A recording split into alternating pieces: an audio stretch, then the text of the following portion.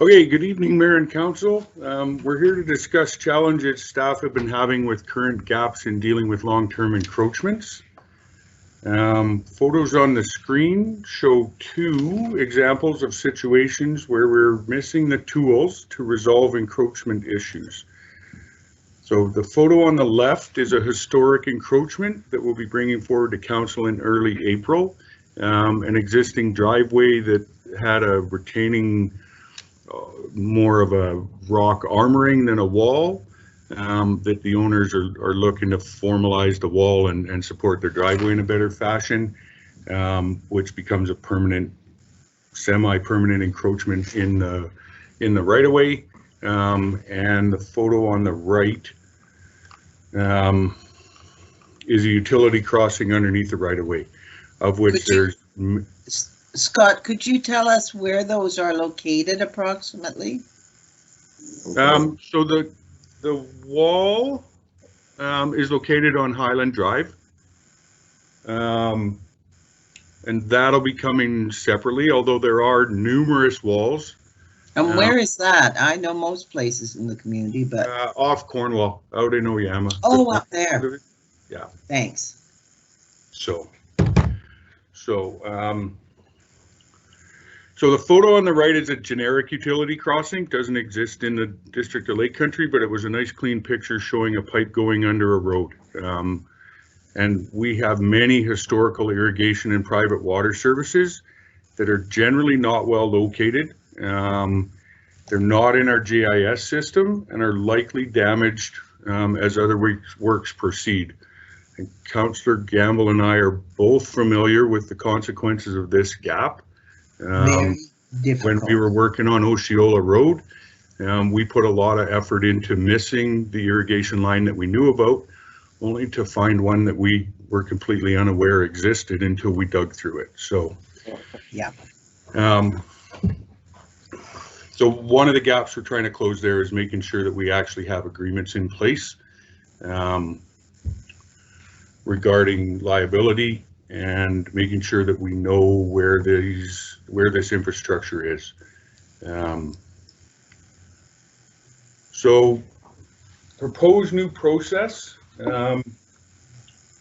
There's two long-term encroachment scenarios. So one of them is the utility crossings.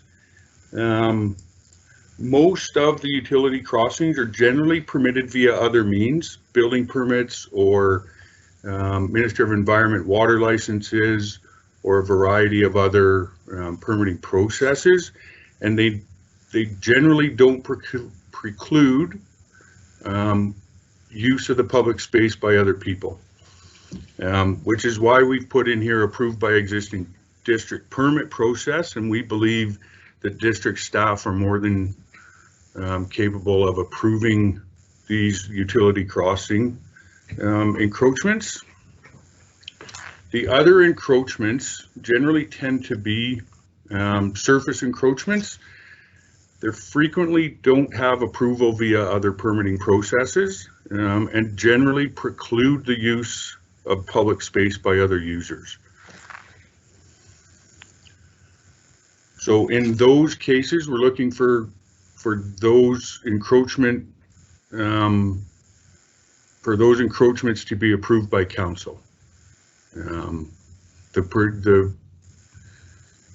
preclusion of other people from using the space really puts that in a council authority in terms of deciding that use. So that really is kind of one of the key questions for us tonight is council generally okay with that kind of split in terms of approving these encroachment scenarios? So Bill has a question, Scott. I don't know if you're going to get to it, Scott. I might be jumping the gun here. What is it we don't have in order to control other encroachments right now? What is it we are missing? So I'll get to that one right now. So I don't have much for a presentation. I think I got one other slide, but that's probably a good question for now. So we're missing we're missing this approval. So in a lot of cases, if we've got retaining walls or other structures in district right-of-ways, staff don't really have the authority to approve that. So from an approval standpoint, that should be something that's coming from council authorizing that. In terms of an agreement, our long-term encroachment agreement currently views short-term encroachments up to 1 year. It calls long-term encroachments 1 to 5 year, and we enter into a license of occupation with the current property owner. And one of the big gaps there is when you get into some of these more permanent encroachments, the property can be sold numerous times, and that responsibility for that encroachment, the liability that should be resting with the property owner, gets lost through the course of time.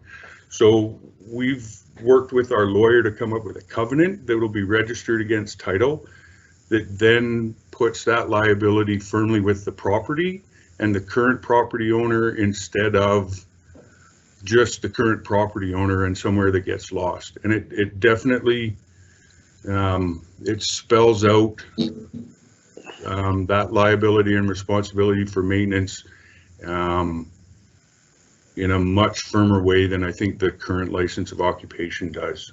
So. Okay, I got a couple other points I'd like to ask you to clarify. Are we going to be able to see what the words in that covenant look like? And the second question is about the utility crossings. Are we simply looking to regulate those? Because I imagine an awful lot of them are private water lines and things like that. Are we looking to regulate them, or are we looking to eliminate them, or a little of both? No, I don't think, from my perspective, we're not looking to eliminate them. We're looking to regulate them. We're looking to have them formalized with a covenant to the parent property that pushes that liability back onto them. And we're also looking to make sure that we do a better job of, and this is captured in the covenant, of making sure we get as-built so that we can get that information into our GIS system and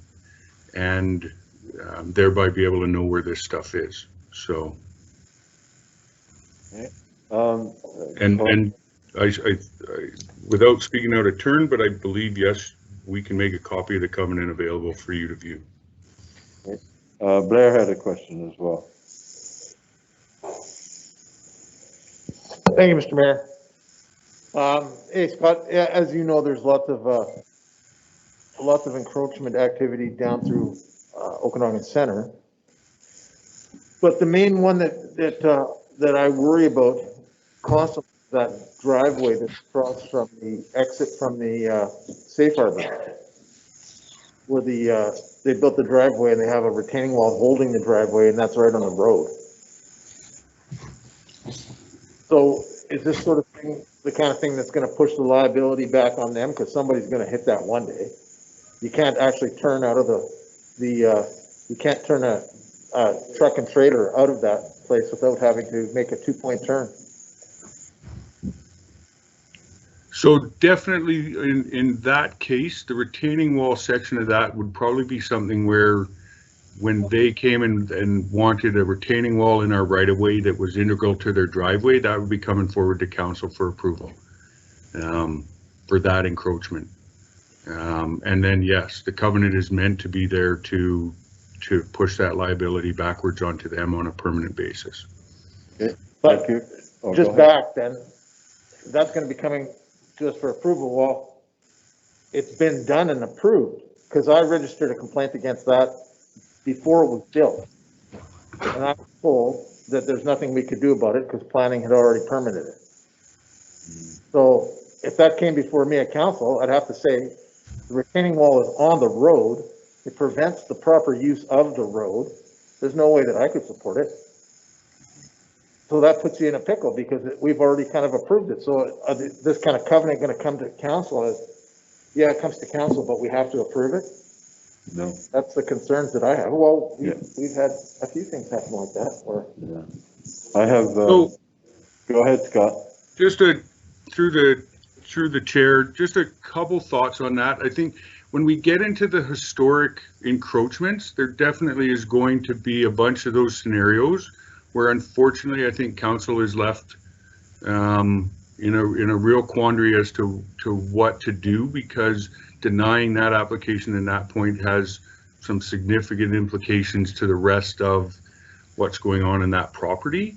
But I think it definitely doesn't preclude council from saying that they expect something different or better or changes along the way.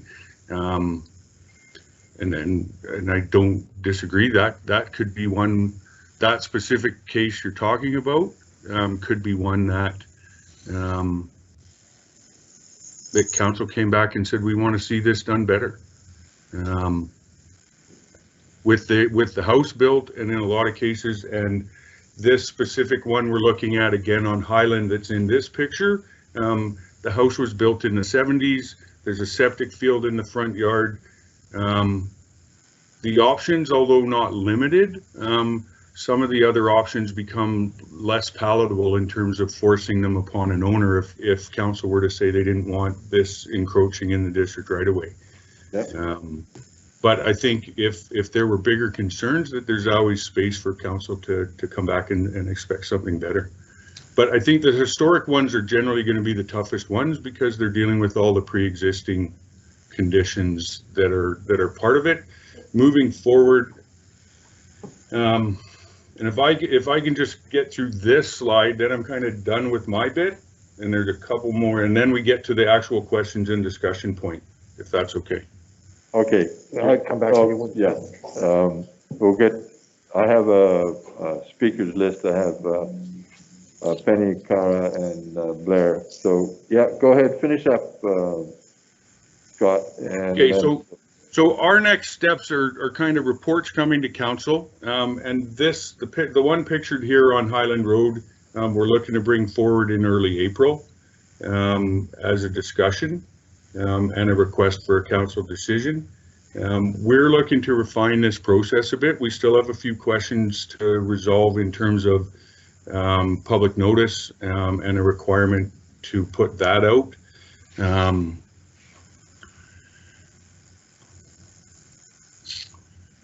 And then there's still fees and fines to deal with, and finding a spot for this in policy, whether it goes into the encroachment bylaw or the encroachment bylaw getting wrapped up in the highways bylaw, which is still a bit of a question from staff's position as to where we're going to try and find a home for this. So the implementation approach, we're really, the public request kind of fits into two spots. So if there's something new that people are doing, that becomes a public request, and they've come in and they're asking to do something that doesn't currently exist. At least at this point, we're not really looking to go out searching for problems or finding more work for ourselves, but there are a collection of historic encroachments that as that infrastructure fades and people are looking to improve it, that then either by them coming in and talk to us about what they're doing would instigate this process, or by us seeing that they're looking to make changes and telling them that there's this process they have to go through, which would be bringing some of this historic issues in front of us.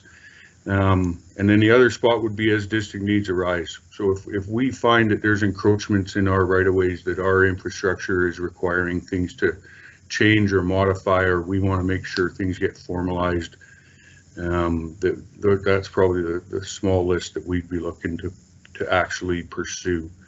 So okay.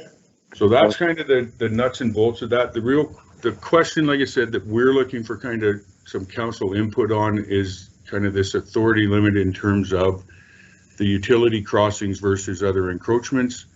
And does council generally agree with staff's position that staff can deal with the utility crossings and other encroachments should be approved by council? Okay. So with that, we'll. Yeah.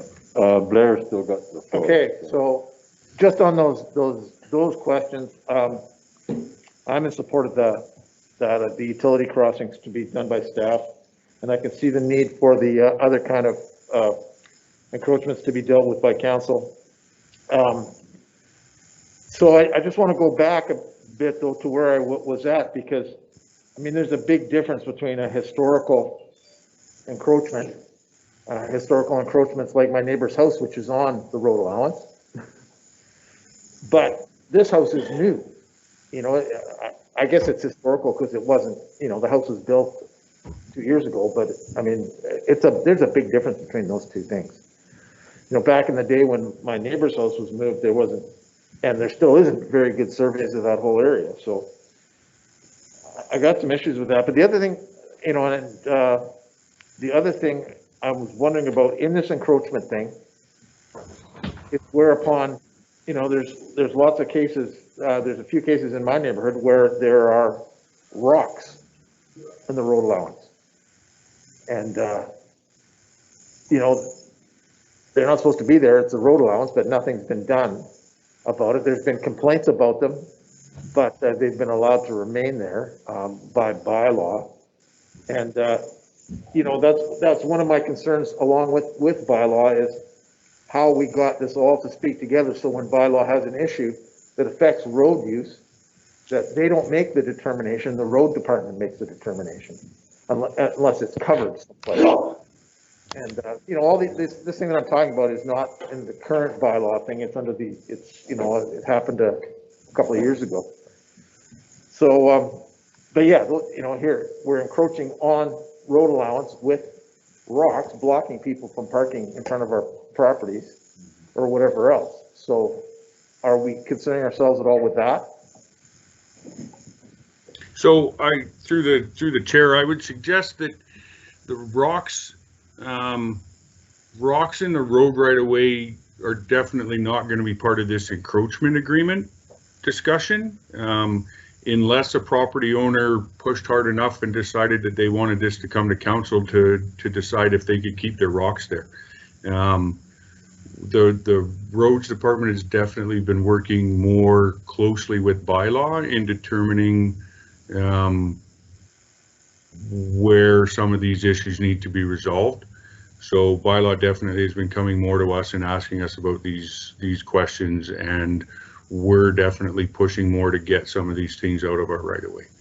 But there is a significant backlog in terms of areas of concern, and we, like a lot of things, we're tending not to go looking for the problems, but when they come to us, we're trying to resolve them in a consistent manner.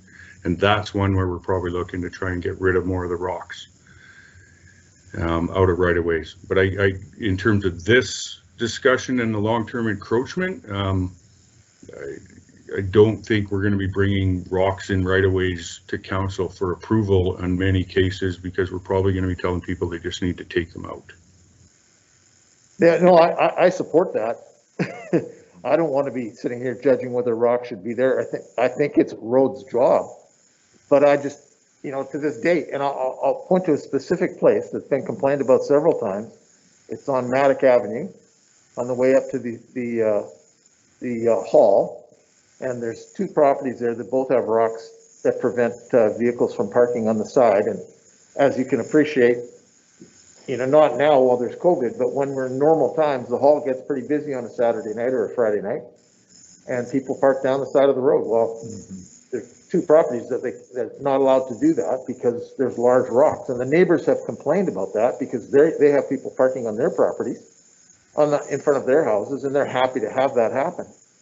So I think that's one particular issue that does need to get dealt with. Good, thank you. Penny. Thanks. One question I had was regarding right-of-ways. And I just before I ask that, I guess I should say that I think the approach that Scott is suggesting is the most sensible one, as staff are the most knowledgeable about, particularly about the utility crossings. And I'm sure there are many in the community that may not be well known to staff. So that definitely is something that needs to be addressed so that damage isn't done unintentionally. And a question I had is, and probably it came to my mind because we do have a right of way that goes through public land, through parkland, and there was a connection in place for years, which was open, and of course it was never publicly used. Now it is identified as a park and maybe considered a park, but it's in that right of way that we have had historically. So I'm just wondering what happens to that kind of issue where you have private use in a public right of way. What happens to the responsibility? Do you have to, does the person that has the right of way have to build a protective building around that whatever is in the right of way, for instance, a pump house or a pump or something like this? We're talking about liability here. So who's liable? That's what I'm wondering. I mean, there are different right of ways, I'm sure, in the community, and we're talking about liability. I'm just wondering. It's just a question. You don't have to answer it right now, but it's definitely a thought where, there are these situations where you have right-of-ways where there is a private use that has been there over, maybe 50 or 100 years, and what now that there is a different use happening in the surrounding area, who's responsible there? So through the chair, I think if I understand the question correctly, if it's public land and it's a private use in the right of way, then what we're aiming for with this agreement is to ensure that the liability and responsibility is with the private user of the public land. And if our use changes, so for instance, it wasn't a pathway, but then we put a pathway through it, then the private owner would be responsible to ensure that his infrastructure is safe for the public and protected from the public at the same time. Okay, so yeah, that's good. It's important to know who's supposed to do that, and that's information that probably needs to get out there so that people are aware of that. I'm sure there's a few of those in the community. So I just wanted to raise that. And then I'm also thinking, if we're talking about encroachments, there are many encroachments in the community that I've been told about of where public use, public roads are actually transversing private property. And I know for years there's been a lot of talk about Robinson Road. I know Maddock Road goes through, and I think people are using that, have in the past anyways, used that as being private when it's public, so that's the opposite. And Reed Road, I understand, I don't know if that's ever been resolved. I mean, those are just a couple. I don't know of many, but I know I've heard stories of them over the years in the community. Are we dealing with any of those? So through the chair, not as part of this discussion. So I think there are a few instances that I know of where we have a public road on private property, and there's a section 41 or 42 in the Highways Act that ensures that if we're maintaining a public road through private property, that it gets to be treated as a public road. But it definitely limits us in terms of our ability to make improvements or changes to that. So I think as a longer term project, I think we're looking at trying to resolve those issues. But understandably, they can get very complicated and result in some intense discussions between the current property owner and the district. So that's not really going to be addressed in any of this discussion. This is kind of long-term encroachments on district rights of ways and property by private users, and the district encroaching on other people is really dealt with differently. Okay, thanks. So, thank you. Cara. Thank you, Mr. Mayor. Thank you, Scott, for the presentation. I would echo, I think the approach sounds eminently sensible, and thank you for taking this on as a deliverable for 2021. I have 3 questions. The first one kind of echoes Councillor Arlen's comments about where we have known and reported encroachments on public space. I would like to see some balance in the sense of, you know, this item that we're discussing is opening up the opportunity for property owners to receive a license of occupation. I would like to see some effort put in, or some time allocated. I think there's always effort, but time allocated to actually address those reported issues, some of which have been going on for a number of years, in fact doubling down on some of the encroachments in recent periods where access is impeded to the public dramatically, and you know, going from zero access to zero access. I know there's one in particular in Carr's Landing that we've been looking at for a while now, and I would hope that we would have the opportunity to resolve it. And that might be by the property owner coming towards council and saying, you know, can I have a license of occupation? That might be one option, but I think there also needs to be tackled head on, and I'd like to see that one and others resolved where they are encroaching on public space. My two questions would be, is there a value that's attached to this license of occupation that we're talking about, in the sense that they are temporarily acquiring land? So is there a value, or is it a nominal sum? Nominal. So through the chair, I would suggest that it's probably on a case-by-case basis.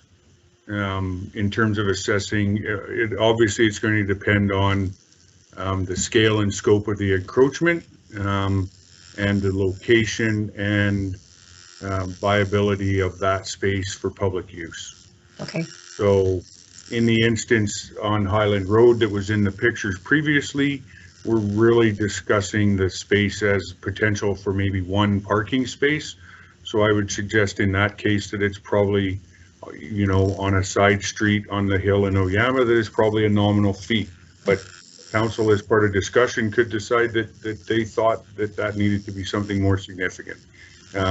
There's definitely other spots where people are trying to use public space where that's not the case, where that space is at a premium and it has a real value to the members of the public and the district, and in those cases we probably need to be pursuing something along the lines of fair market value for that space. Thank you. And my final question, I think I'm guessing the answer to this, but when we're looking at these highway encroachments like the one you just showed us, I am assuming that those would be considered in line with the mobility master plan. So where we have sidewalks or pathways planned, then that would be taken into account as to whether an encroachment was feasible before it even came to council. I suppose that's where I'm asking, is there an adjudication in terms of feasibility in line with things like there's already going to be a sidewalk or pathway plan there under the 20-year plan, therefore is it feasible to actually push this or ask for this request, or would it be a no-go from the very beginning? No, and I think you're exactly right on that statement, is that staff would make a feasibility assessment. I mean, it would run, and it needs to run through the infrastructure department in terms of what we're doing underground as well. What do we currently have under the ground? We're unlikely to put forward a request for a retaining wall on top of a water main. Because it just increases the complexity of having to deal with a water break at some point. So if we have existing services underground, then it's probably unlikely. If we have existing plans that are going to be affected by this going in a semi-permanent nature, we're probably going to suggest that, well, staff is not going to support that moving forward, and in all likelihood would try and convince the proponent that it's not going to be accepted, and they should pursue other options. So And I think that just needs to be set out in policy so that the applicants or the people who are considering this kind of get a view of the process, that it's not a straight, maybe like a variance, you know, where it comes almost not straight into council. There's a staff recommend, but there's maybe an adjudication, or as you say, a feasibility that happens prior to that. And if it passes that, then it goes on to council. But just find some way of highlighting or including that in the policy so there's clarity on it, I suppose. Thank you. Thank you. Todd.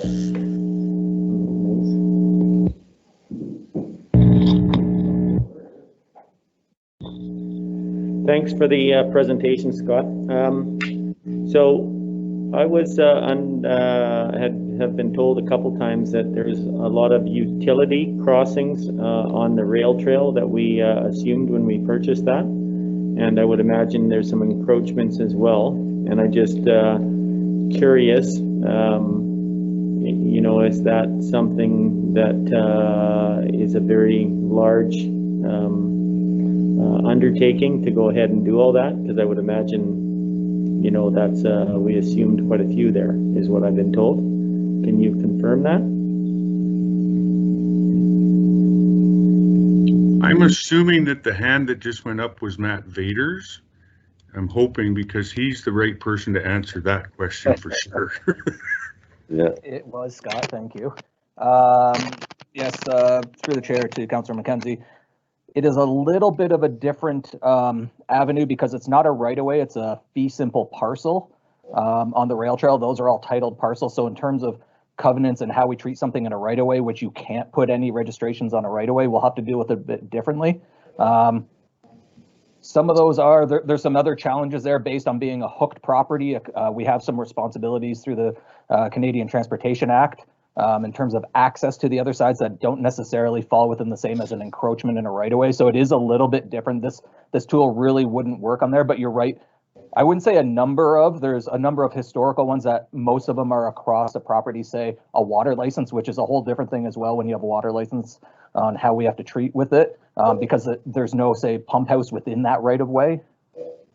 There is a couple things I will be bringing to council in terms of encroachments, specifically with docks in the Oyama North sort of area, the historical ones and even there's a convoluted aspect of previous licenses, unlicensed, hooked properties with riparian foreshore rights. Then there's the other part of crossing, which provides crossing across, but that's not, that's a non, it really doesn't inhibit the use of the trail. So it's a little bit different. So I guess my point is there's a way we are dealing with it and have to deal with it, but it's not the same as an encroachment policy in this per se. Okay, so I was told that a few times from a couple different people that that's a big area that we would have to deal with at some point, and so I guess you got a handle on it. It's, to me, it would seem like we would have inherited a number of things there. So I, you know, as long as you got a handle on it, I just was told there was a lot of things there that were unlicensed, and you know, exactly like some of the points brought up here. I just want to make sure that we're not, you know, as far as insurance wise goes, we're not going to be liable for anything along this. So. And like I said, in terms of the rail trail, it is a bit different. We also inherited 8 certificates of pending litigation, which means potential to be sued in the future. So there's a different way to deal with that. As we've been knocking those off, there's only 2 left actually. A lot of this is with CN, so it is a whole different animal because it is a fee simple parcel. But there will be a couple things I bring to council in terms of more the encroachments, such as, say, a fence, or people using that portion of the property historically, for council's consideration on how to deal with that. And yes, most of those are in Oyama as well. Yeah. Okay, good.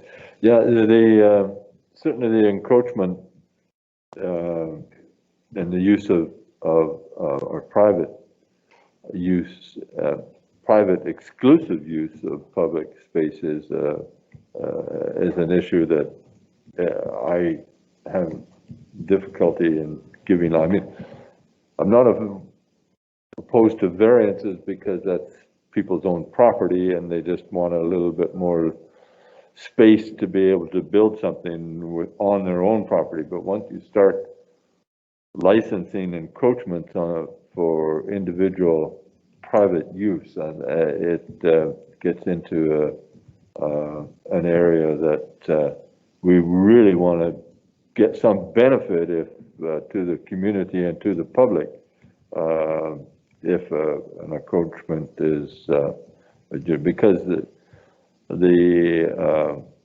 opposite, of course, is to get the people to move the encroachments onto their own property and at their cost, because they're in some cases in roadways, it's a danger to the public that they have an encroachment, and we don't want to give a license for that encroachment, and then we're then become part of the responsible party. So I would think we have to look at something to get, as Councillor Ireland said earlier, encroachments that are historical may be dealt with a little more leniently and like a board of variance or whatever, but ones that are recent shouldn't, and perhaps the difficulty in Okanagan Center is always with the surveys. You get 2 different or 3 different surveyors, and they'll come up with 3 different ideas where the datum used to be. But so and they can have lot lines quite far apart from on 2 different plans.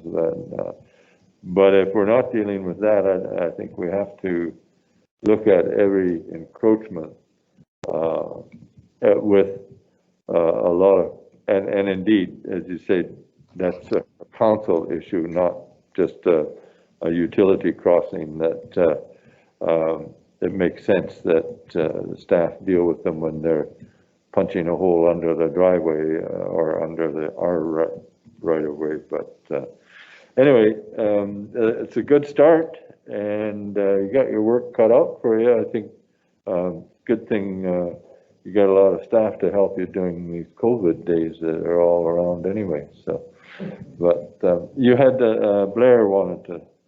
Yeah, just since you brought it up, I mean, the major encroachments in Okanagan Center are really the encroachments on Maddock Ave. Yeah. Where it's actually not functioning as a street, but it's still got its right of way. And the laneway.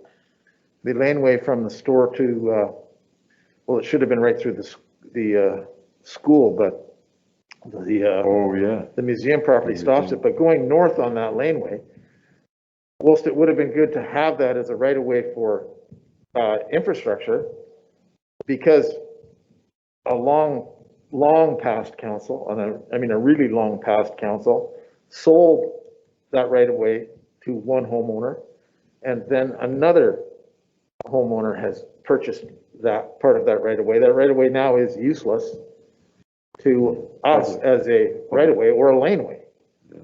But so now all those property owners have assumed that property into their property because there's no public access to it. And it seems to me that it's time we had a look at that and said, okay, force the issue of purchase of that land, because if it's not going to serve us, they got to pay for it. They got to pay for it. And, even if it's not a large amount of money, every little bit of money helps to fund district initiatives, in parks and all that sort of thing. Okanagan Center could certainly use some help in funding for parking and the washrooms and all that sort of thing for summertime. So I don't know if we're going to be addressing those, particularly Maddock and the laneway, but there's certainly a lot of problems there for sure. Okay, thank you. Bill. I'll just be quick. Mayor Baker and Councillor Ireland have got me thinking about poor old Okanagan Centre and their surveys and their variances within those surveys. They'll never get it resurveyed because there's too many winners and losers there. You'll never get people to agree to do that. The cost would be amazing. It's one we couldn't bore. So we as a district are going to have to learn to live with that fact about especially the Okanagan Centre and the variances. And in my opinion, those variances themselves make an even stronger policy on encroachment even more likely to fail should they be challenged in courts of law because of those different lines on different maps. So I wonder if if it's futile, I guess, especially for the Okanagan Centre ward. Yeah, you're correct in a lot of that, but you know, what I'm talking about now is not a discrepancy of the survey. Those discrepancies are from north to south. And those are your north-south property lines. This discrepancy, this isn't a discrepancy, this is our road allowance. And there's no discrepancy there. This is, we took a laneway that was never built and we kept it because we wanted to have a corridor for infrastructure. But then, under the wisdom of some groups of people, we sold two sections of it, which now blocks any future. And then Maddock Road itself is supposed to extend all the way north past my house. And it doesn't. And most of the people in between occupy that property. So, Yeah. those are real problem issues. And they have nothing to do with the, No. but the, yeah, you're correct on the other side of things, for sure. Yeah. The north side. No, but it's not just Okanagan Centre. The east side of Wood Lake has a 1907 subdivision that shows laneways and roadways that don't exist on that hillside, and there's a lot of encroachment there. People with putting obstructions on what would be a laneway, but it's possible for a municipality to have the province pay for a special survey that comes out of the Surveyor General of the province, and they undertake to reconcile all of the property lines, and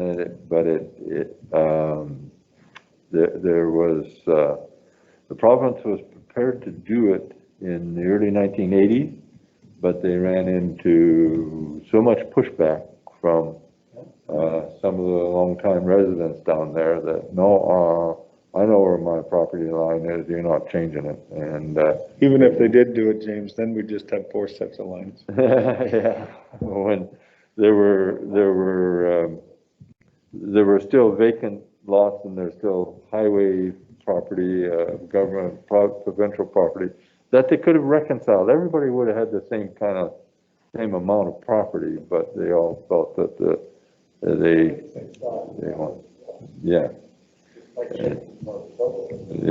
but no, so it didn't happen, and I think we should look at it for that East Hill and Oyama up from Wood Lake, because there's lots of laneways and roads in there that you don't see, but they are on the map or on the survey that was done in 1900. Yeah. Oh, yeah. But anyway, no more questions? Thanks, Scott. That's really good, and I hope we can get some of these reconciled at some time. And certainly, I think rocks that individuals place on our right-of-way shouldn't happen anywhere. So, however they might be decorative, they aren't there for that reason, I would think. Yeah. All right. Nobody has anything more? Thanks, Scott. You rock. Thanks very much, Mayor and Council. You rock, but move them off the road allowances. So we're done? We don't have to be here till 7 o'clock? I think dinner's coming. Oh, is it? Yeah, at 6, Oh, okay. about 15 minutes. So We can have a party. you can have a party.